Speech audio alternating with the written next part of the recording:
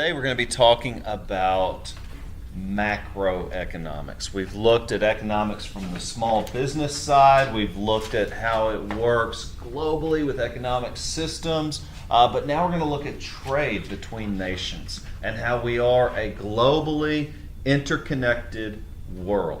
And so what happens in Singapore matters to us. It affects us in a way that has never been before. And that's really exciting. But it comes with a complexity that bears understanding.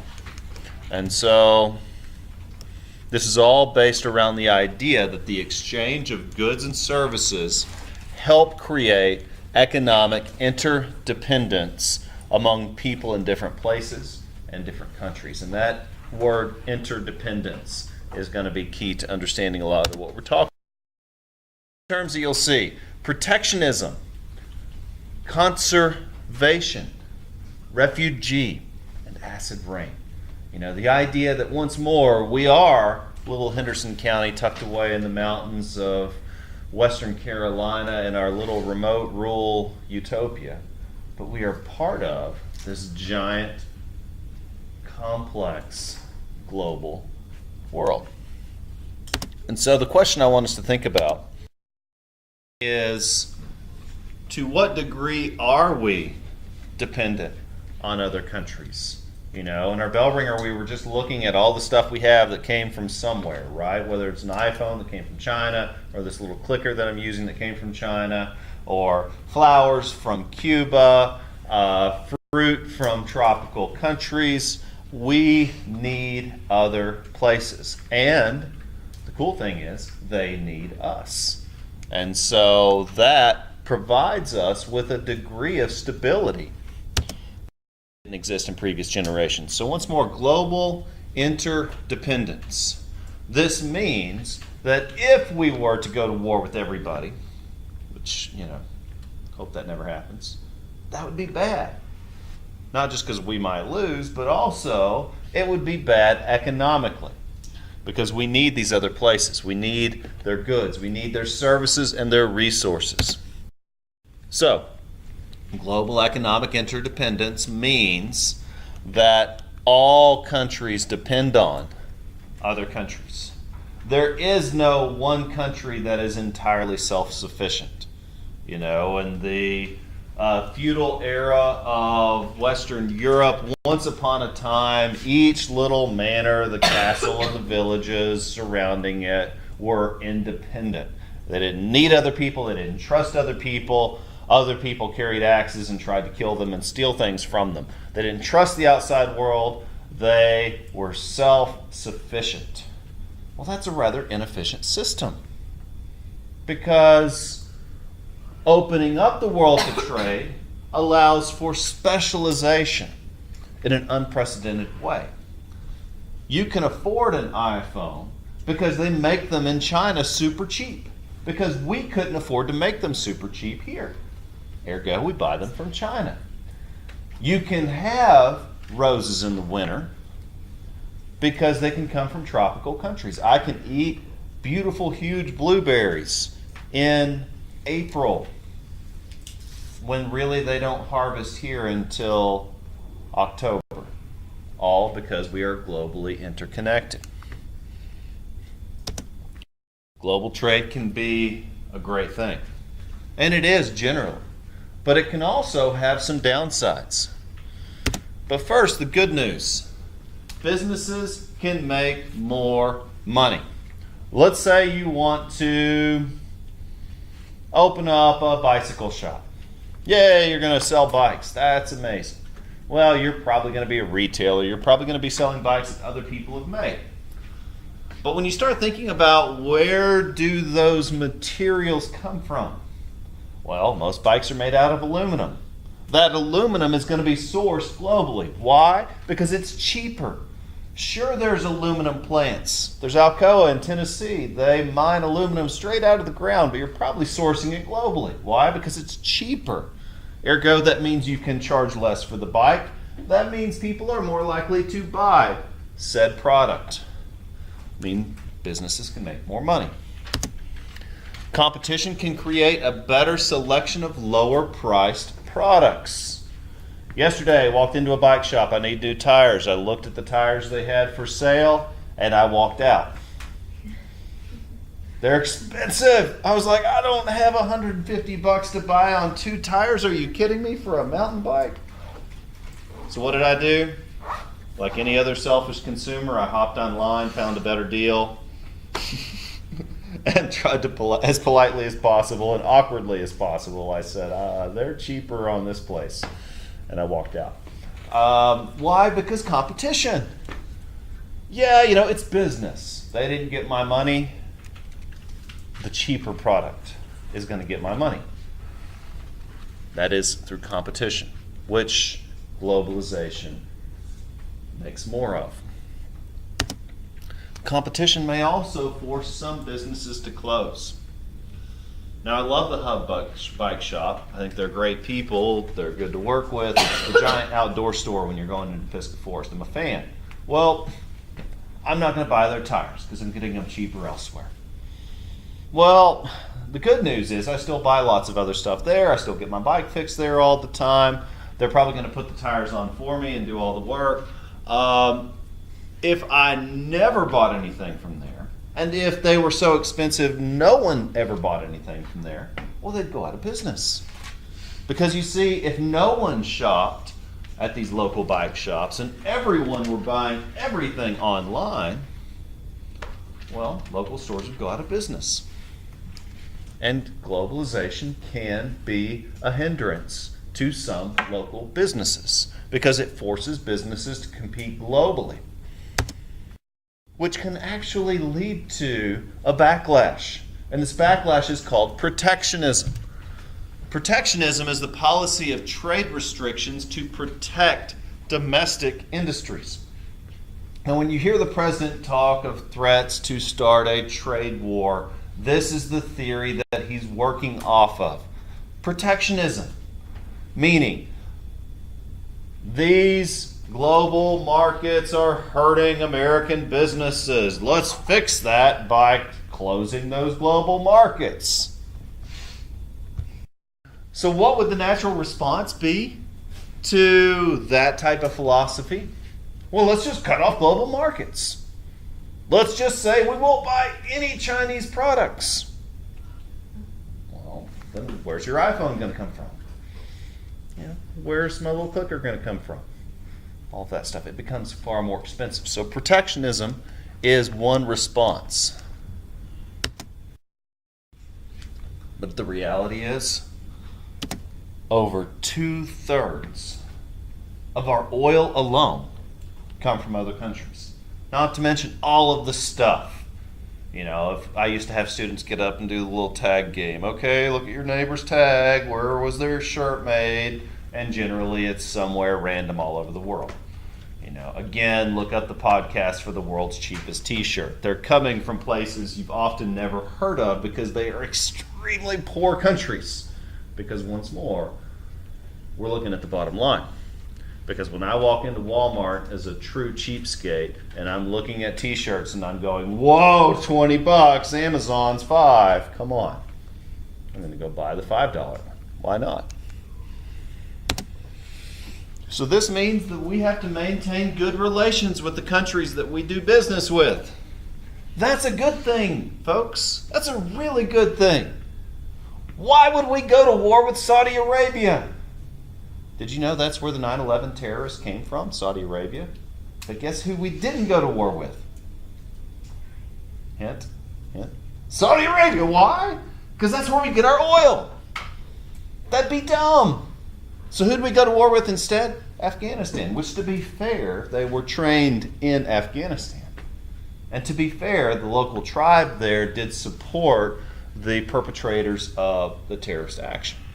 So we're going to be quiet. Okay, Saudi Arabia, whatever. Okay, Bin Laden was a Saudi prince. Okay, whatever. Afghanistan, rah! What do they make? Heroin. That's their biggest output, is heroin. True story. So, whatever. Let's go blow them up. Because we have to maintain good relations with the countries that we get oil from. Well, we import tons of stuff.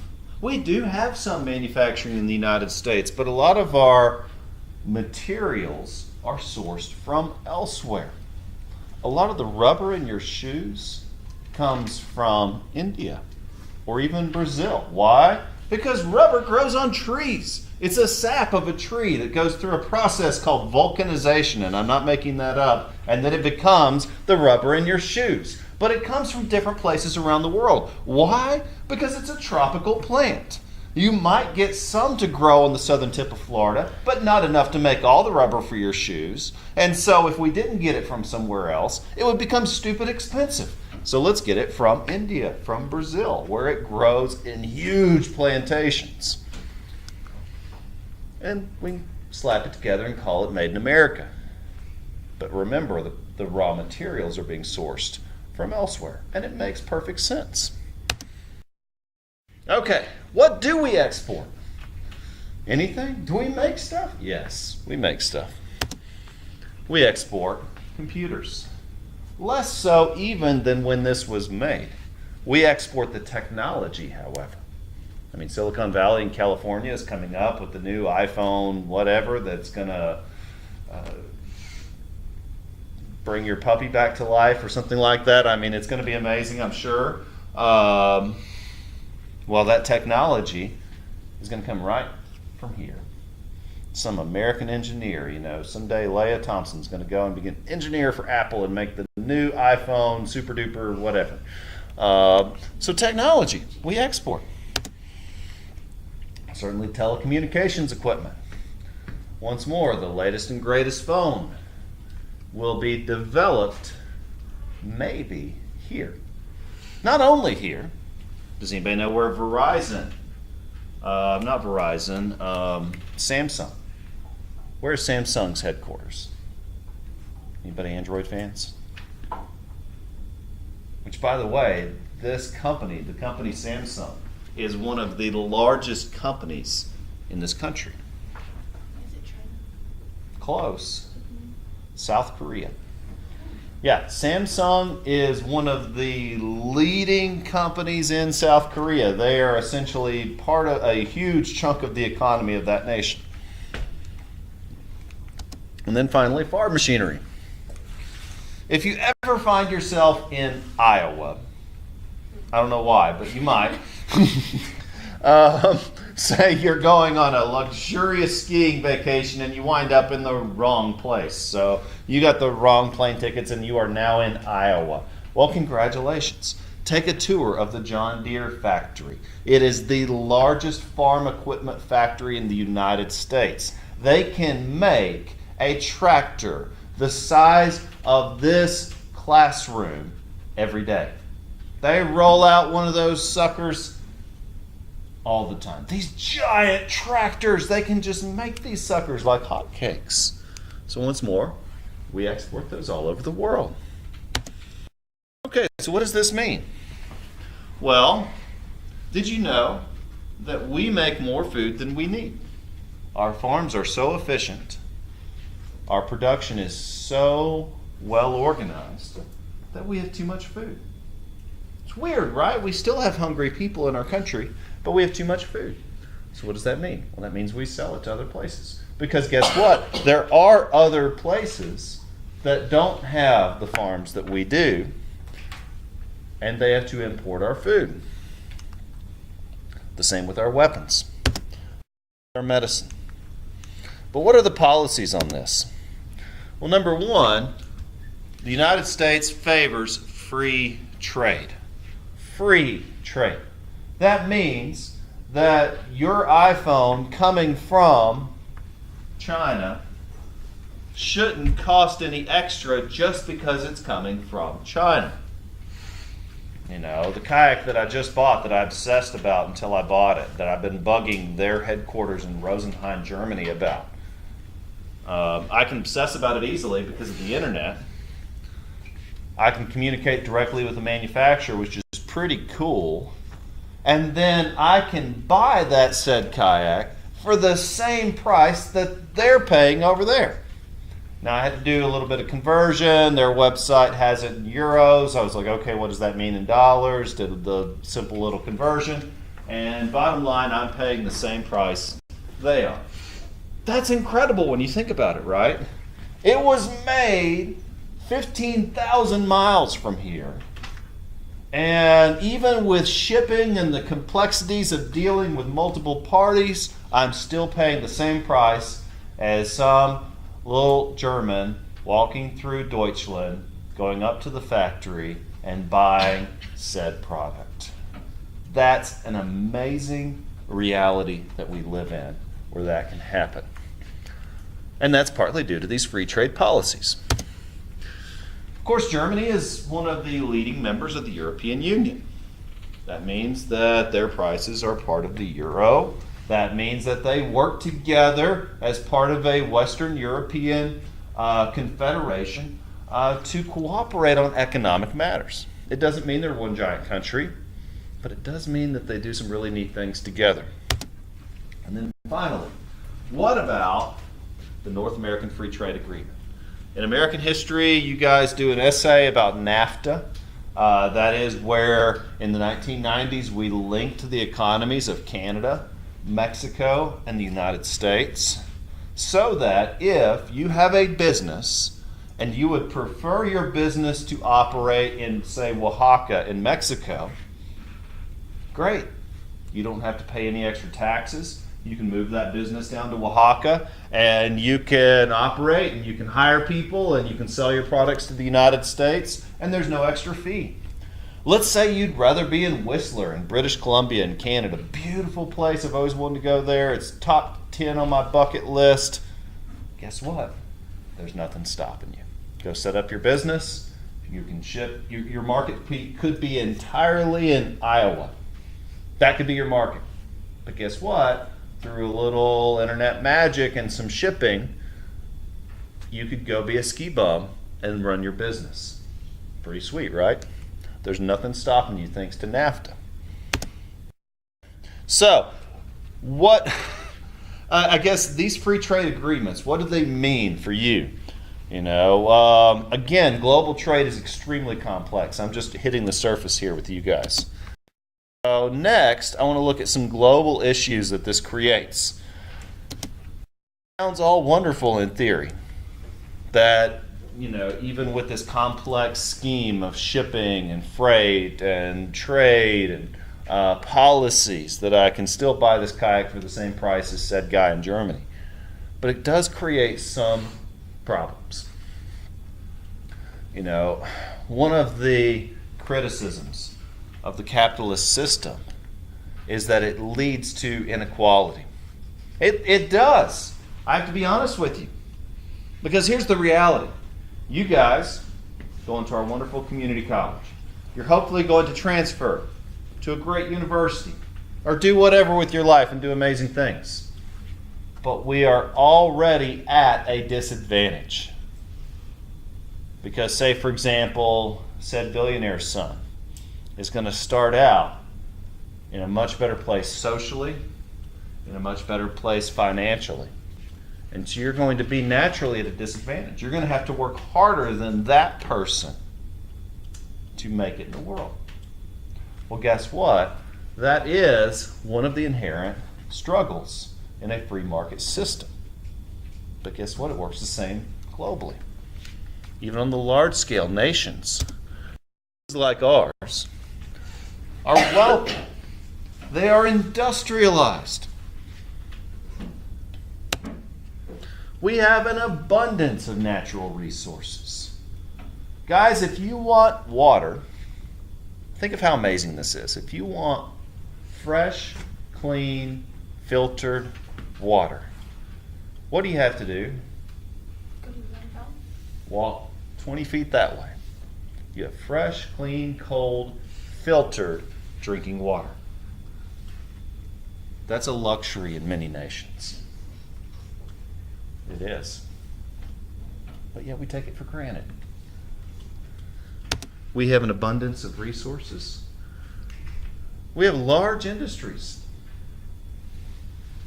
If you want to go out to eat for lunch, Let's say you have your academic privileges, you can leave campus after this class, you're like, feeling Subway today. How much can you get a foot-long sub for if you're feeling cheap? Like $6. As you're waiting in line, you find that sweet deal on your phone. You're like, oh, there's the Subway coupon. Okay, $6. $6 for a foot-long sub? Like essentially a half a day's worth of food? Equivalent to less than 1 hour's worth of labor? And the water's free? Can you imagine that? Like almost a day's worth of calories is the equivalent of 1 hour's worth of work. Pretty sweet. And then finally, we have a free, public, high-quality education provided for all of our citizens. Within that education comes physical education classes where we teach you to hopefully be active and healthy and learn about your body. And so that means that we, not everyone, we provide the resources to allow you to live a happy and healthy life. Wow! And that was just by virtue of being a citizen here. Again, not all countries have that luxury. We produce many of our manufactured goods.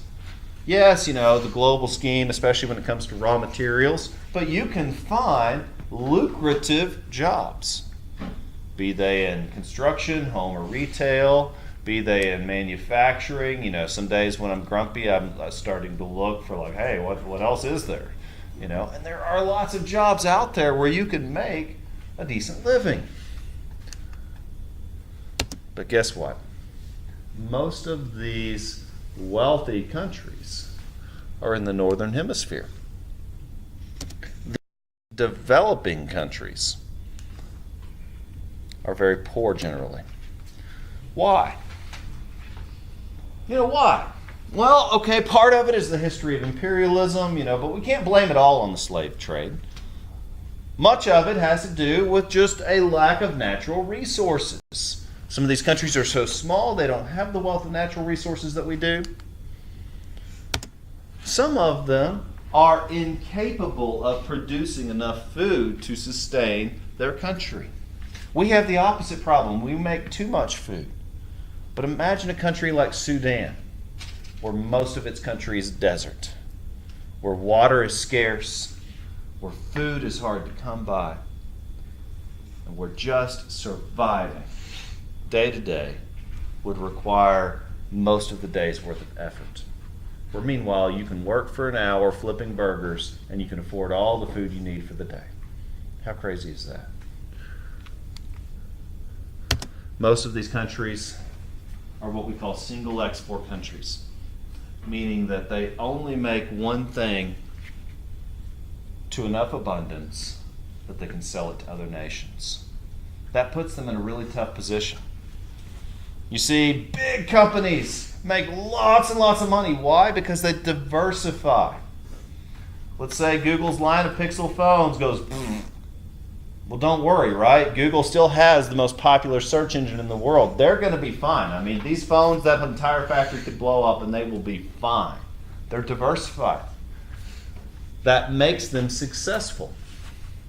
But when these countries have only one export, if the value of that export goes down, that entire country's economy could collapse. It makes them be in a really tough position. Like this, typically have high levels of unemployment, of disease, and certainly of poverty. Guys, imagine this. The average life expectancy in many of these countries is 40 years. That doesn't mean at 40 they're wrinkled old people fixing to die. That means their infant mortality rate is through the roof. I haven't told you guys this yet. Had we not delivered our baby in a modern hospital, he probably would have died. She probably would have died.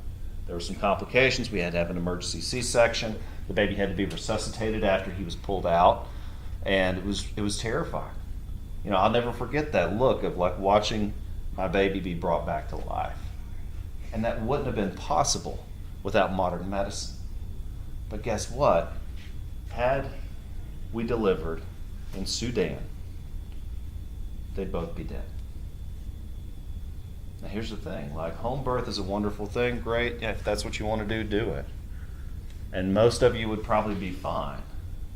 But for those of you like my wife that wouldn't have been, it's very likely that the baby and possibly you would have died. And what that translates to when you're looking at this on a large scale is a high infant mortality rate coupled with a low life expectancy, meaning these are not great places to live. But what are these people supposed to do? Where are they supposed to go? They can't afford to leave. They would love to leave, but they can't. So how do we help them? Well, that's where things get complicated. Many of these countries are in the southern hemisphere, but the reality is these countries are interdependent as well. That one product that they might be famous for. Maybe it's, say, Ecuador. It's famous for coffee. Not all coffee comes from Ecuador, but they make some great coffee. So they would be, quote, a developing nation. And if coffee prices rock bottomed, they would be suffering heavily because they are interdependent on this globally connected world. Okay, so next, in thinking about global issues, we have to consider the environment. So, why are so many things made in China versus here? Well, here's another reality we have to consider. So, there are kayaks manufactured here in the United States. In fact, the closest one is in Fletcher, the Legacy Kayaks. They make all kinds of great boats. Use them. I like them. There's Confluence in Greenville. Use their boats. Like them. Both great companies. They are both bound by environmental laws that require them to make their boats a very specific way. Because of those environmental standards, their prices are set somewhat firm, and the quality of their product is to a certain degree, which is still a high quality, but if that same product could be made in China, which some are, or I've heard of one who makes their product in Vietnam, because those countries have very low environmental standards, they can make that product far cheaper, and they can sell it far cheaper. So once more, we have environmental laws for a good reason. We don't like acid rain. What is acid rain? Well, that is rain containing high amounts of chemical pollutants. That can damage the groundwater. That can hurt the plants. That can destroy crops. It can even lead to serious health problems for the people who live in these types of environmental conditions. There are cities in China where the air is toxic, where you are not supposed to go outside for long periods of time. Yes, on the very world that we live in, where we're looking out at this beautiful green vista, there are places where it is unsafe to be outside. Oil spills. We've certainly had our share of these in the coast, in the United States. So what can be done? Well, one is the philosophy of conservation.